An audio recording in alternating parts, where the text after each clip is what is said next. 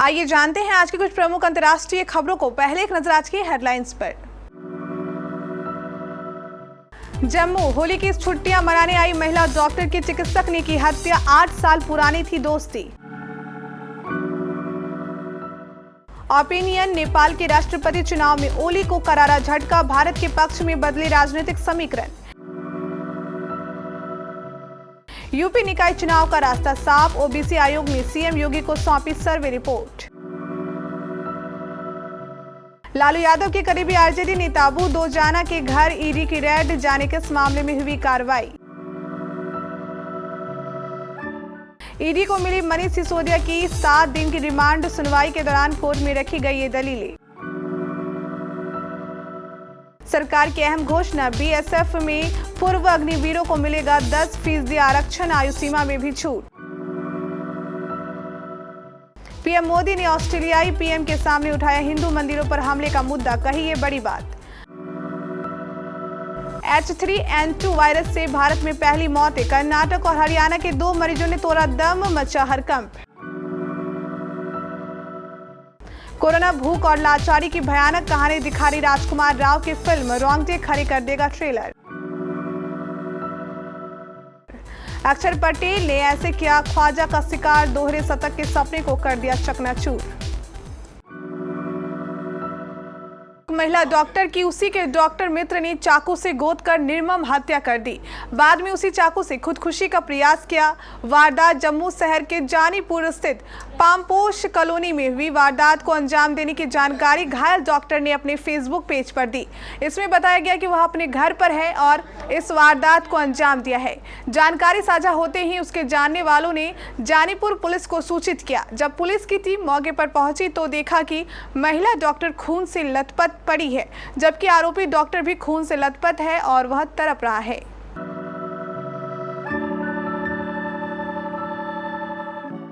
नेपाल में विगत दिनों में तेजी से बदलते राजनीतिक घटनाक्रम पड़ोसी देश में लोकतांत्रिक व्यवस्था पर गंभीर सवाल खड़ा करते हैं। वहीं कूटनीतिक दृष्टि से भारत के पक्ष में जाते दिखाई दे रहे हैं। बदलते राजनीतिक समीकरण के बीच नेपाल में राष्ट्रपति चुनाव में नेपाली कांग्रेस के वरिष्ठ नेता रामचंद्र पौड्याल को भारी मतों से जीत हासिल हुई है। नेपाल के प्रधानमंत्री और कम्युनिस्ट पार्टी ऑफ नेपाल के मुखिया पुष्प कमल दहल प्रचंड ने नेपाली कांग्रेस के वरिष्ठ नेता रामचंद्र पौड्याल को इस चुनाव में समर्थन दिया था। वहीं केपी शर्मा ओली की party communist party of Nepal के उम्मीदवार सुभाष नेमवांग को हार का मुंह देखना पड़ा है। यह चुनाव परिणाम केपी ओली के जहां करारा झटका है, वहीं नेपाल कांग्रेस के मुखिया शेर बहादुर देउवा और पीएम प्रचंड के लिए बड़ी जीत की तरह से है। उत्तर प्रदेश में स्थानीय निकाय चुनाव को लेकर गठित पिछड़ा वर्ग आयोग ने सर्वे पूरा कर लिया है। इसके साथ ही आयोग ने मुख्यमंत्री योगी आदित्यनाथ को रिपोर्ट सौंप दी है। माना जा रहा है कि रिपोर्ट जमा होने के बाद आगे की प्रक्रिया शुरू होगी। अब जल्द निकाय चुनाव होने की उम्मीद जताई जा रही है। यूपी में निकाय चुनाव का मामला हाईकोर्ट गया था, जिसके बाद कोर्ट ने नए सिरे से सर्वे कराकर चुनाव कराने का निर्देश दिया था।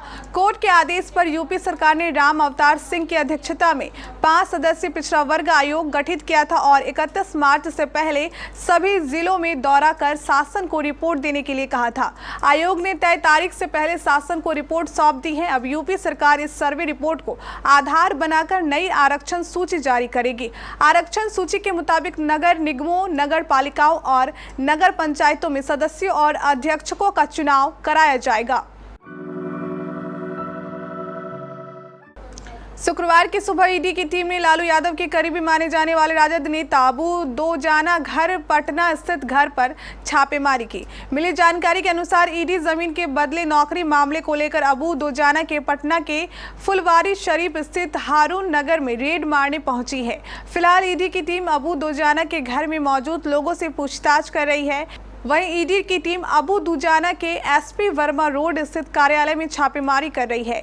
दरअसल केंद्रीय जांच एजेंसी ईडी ने बड़ी कार्रवाई करते हुए जमीन के बदले नौकरी मामले में सर्च ऑपरेशन चला रही है। लालू प्रसाद यादव से जुड़ी कई रिश्तेदारों सहित अन्य आरोपियों के खिलाफ भी दिल्ली एनसीआर के करीब 15 से ज्यादा लोकेशन पर सर्च ऑपरेशन की खबर आ रही है। बता दें, अबू दुजाना आरजेडी के पूर्व विधायक हैं।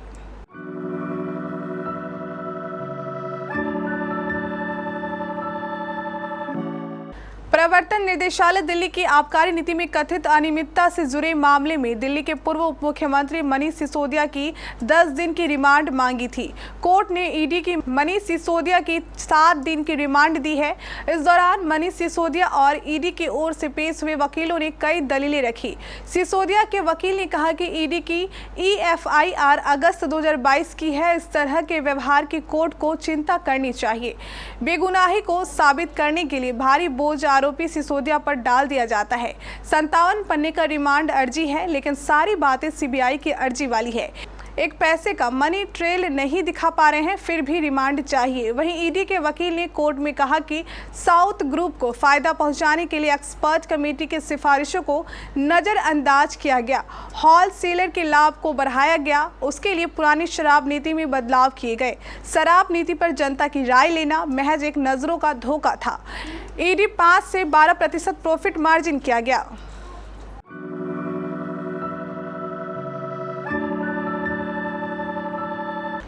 केंद्र सरकार ने आज अग्निवीरों को लेकर एक और बड़ी घोषणा की है। सरकार ने BSF के भीतर रक्तियों में पूर्व अग्निवीरों के लिए 10% आरक्षण की घोषणा की है। इसी के साथ ही ऊपरी आयु सीमा मापदंडों में भी छूट की घोषणा की गई। हालांकि आयु सीमा में छूट इस बात पर निर्भर करेगी कि वे पहले बैच का हिस्सा हैं या बाद के बैचों के। गृह मंत्रालय ने 6 मार्च को एक अधिसूचना के माध्यम से ये घोषणा की कि गृह मंत्रालय ने सीमा सुरक्षा बल अधिनियम 1968 की धारा 141 की उपधारा के खंड और द्वारा प्रदत्त शक्तियों का प्रयोग करते हुए गुरुवार को जारी एक अधिसूचना के माध्यम से यह घोषणा की।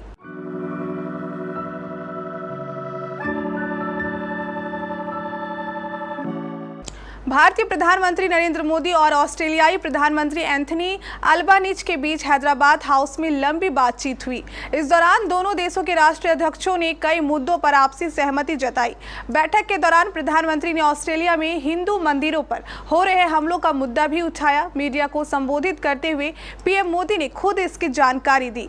उन्होंने कहा, ऑस्ट्रेलिया में मंदिरों के ऊपर लगाकर हमलों की खबरें आ रही हैं। यकीनन इसने भारत में लोगों को चिंतित किया। इसको लेकर मैंने प्रधानमंत्री अल्बानीज से चर्चा की। उन्होंने मुझे आश्वस्त किया है कि उनकी सरकार के लिए भारतीयों की सुरक्षा सबसे अहम है। ऑस्ट्रेलिया में रहने वाले भारतीयों को पूरी सुरक्षा दी जाएगी।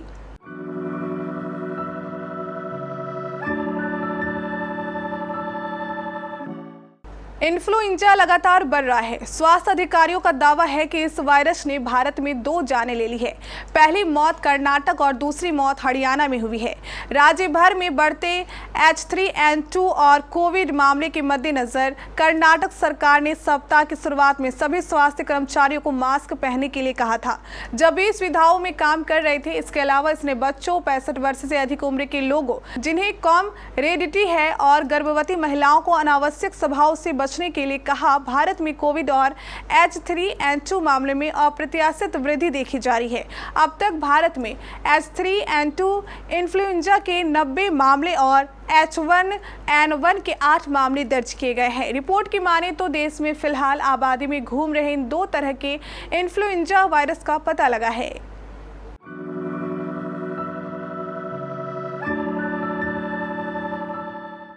कोरोना महामारी का प्रकोप देखते हुए जब लॉकडाउन लगाया गया तो देश भर से कुछ ऐसी तस्वीरें सामने आई जिन्हें देखकर आंखें भर आया करती थी।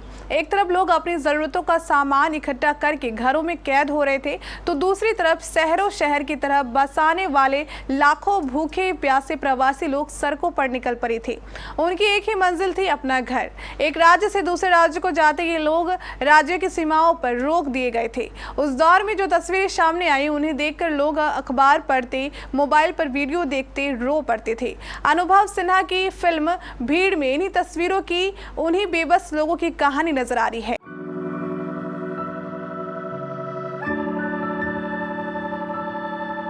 भारत और ऑस्ट्रेलिया के बीच अहमदाबाद में सीरीज का चौथा टेस्ट खेला जा रहा है।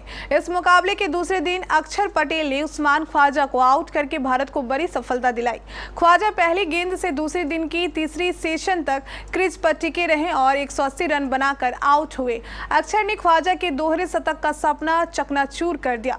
ख्वाजा 20 रन से अपने टेस्ट करियर का पहला दोहरा शतक बनाने से चूक गए। सलामी बल्लेबाज उस्मान ख्वाजा ने पहले दिन शतक पूरा करने के बाद उन्होंने दूसरे दिन भी शानदार बल्लेबाजी की। हालांकि अक्षर ने उन्हें गच्चा देकर LBW कर दिया। अक्षर पटेल को अहमदाबाद टेस्ट में ख्वाजा के रूप में पहला विकेट मिला है।